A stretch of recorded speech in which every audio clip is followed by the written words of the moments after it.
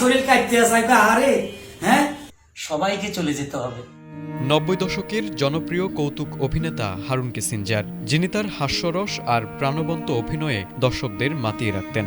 মঞ্চ কিংবা টেলিভিশন যেখানে তিনি উপস্থিত হয়েছেন সেখানেই ছড়িয়ে দিয়েছেন নির্মল হাসি। কিন্তু আজ সেই হাসির রাজা গুরুতর অসুস্থ হয়ে হাসপাতালে শয্যায়।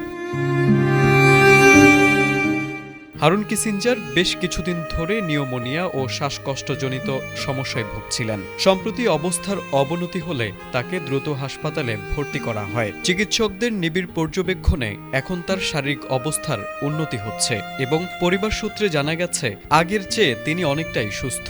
এমন একটি সংবেদনশীল মুহূর্তে সামাজিক মাধ্যমে তার মৃত্যুর গুজব ছড়িয়ে পড়ায় তীব্র ক্ষোভ প্রকাশ করেছেন তার ছেলে রুবেল খন্দকার। তার ছেলে জানান, কিছু অসাধু ও ভিওলোভী ব্যক্তি ইচ্ছাকৃতভাবে এই বিভ্রান্তি ছড়াচ্ছে, যা সমাজের জন্য লজ্জাজনক। মানুষের অসুস্থতা নিয়ে যারা ব্যবসা করতে চায় তাদের তিনি সমাজের আবর্জনা আখ্যায়িত করে এমন অপপ্রচার থেকে বিরত থাকার আহ্বান জানিয়েছেন। গুজবের বিরুদ্ধে রুবেল খন্দকার কেবল ক্ষোভই প্রকাশ করেননি, বরং আইনি ব্যবস্থার দাবিও তুলেছেন।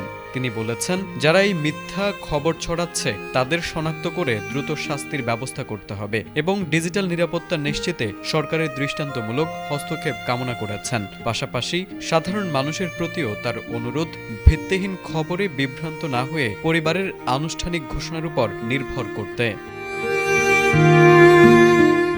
তারেক আজিজ, এটিএন বাংলা।